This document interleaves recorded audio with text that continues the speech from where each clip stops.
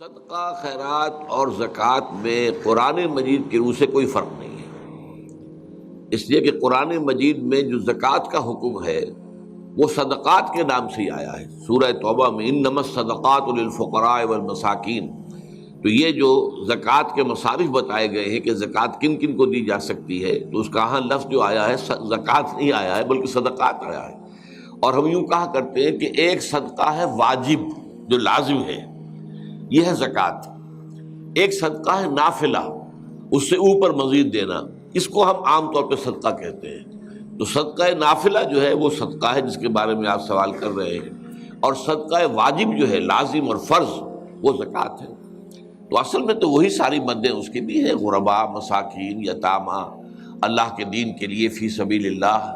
کوئی شخص جو ہے وہ قرضے کے اندر بری طرح بندھ گیا ہے، جکڑا گیا ہے، نکل نہیں پا رہا، اس کو یکمشت کوئی مدد دے کر اس قرض کے جنگل سے چنگل سے نجات دلا دینا، یہ چیزیں جو ہے وہ سب کو معلوم ہے۔ کس کو معلوم نہیں؟ وہ تو اختلاف اگر ہوتا تو اس میں ہوتا ہے آج کل کے مسائل میں کہ وہ آیا حالات کی تبدیلی کے ساتھ جو اس وقت چیزیں کہی گئی تھی وہ جو کی تو رہیں گی یا کچھ تبدیلی کرنی پڑے گی۔ مثلاً وہاں یہ ہے کہ اگر کوئی ترکھان ہے، لوہار ہے، تو اس کے جو اوزار ہیں، ترکھان کے اوزار ہیں، لوہار کے اوزار، ان کے اوپر کوئی زکوٰۃ نہیں ہے۔ لیکن اب سوچنا پڑے گا کہ یہ جو ملیں بنتی ہیں اور یہ جو بڑے بڑے جو ہے کارخانے ہیں، یہ کروڑوں روپے کی مالیت کے، کہ کیا ان کو بھی ہم سمجھیں گے؟ وہ تو مشینیں تو ہیں نا، جیسے جو اوزار ہوئے ویسے وہ اوزار لگے ہوئے وہاں پر۔ تو یہ ہے وہ چیزیں کہ جس کے اوپر ضرورت ہے اجتہاد کی، اور جب صحیح اسلامی حکومت ہوگی تو پھر یہ اجتہاد ہوگا۔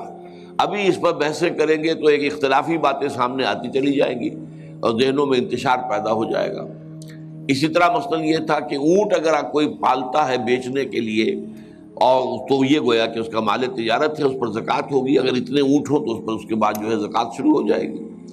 لیکن یہ کہ جو اونٹ کسی نے رکھے ہوں بار برداری کے لیے، کوئی شخص مزدوری کر رہا ہے، سامان یہاں سے وہاں پہنچانا، وہاں سے یہاں لانا، جیسے آپ کو معلوم ہے کہ پابندے آیا کرتے تھے افغانستان سے، اور وہ جو لوگ آتے تھے اونٹ لے کر، اور اونٹوں پر وہ ادھر سے ادھر سامان پہنچاتے تھے، اجرت لیتے تھے۔ تو جو بار برداری کے اونٹ ہیں ان پر زکوٰۃ نہیں تھی۔ اب کیا اسی پر قیاس کیا جائے گا؟ کروڑوں روپے کے جو ٹرالے ہوتے ہیں، آپ کو معلوم ہے اب یہ کس قدر بڑی قیمت کی چیزیں ہیں، کیا یہ بھی اسی میں آئیں گی؟ اب اس میں دونوں رائے ہو سکتی ہیں، اس بات بھی اور اس کے خلاف بھی، کہ اجتہاد کر کے ان پر زکوٰۃ لگائی جائے۔ تو یہ مسائل تو وہ ہیں کہ جو علماء جو ہیں راسخ رسوخ فی العلم رکھنے والے اور جدید حالات کو بھی جاننے والے، ان کے باہمی اتحاد سے، اتفاق سے کوئی جو ہے اس معاملے میں کوشش کی جائے کہ اجتہاد ہو۔ لیکن یہ کہ وہ جو چیز آپ نے پوچھی تھی اس میں کسی اختلاف کی گنجائش ہی نہیں ہے۔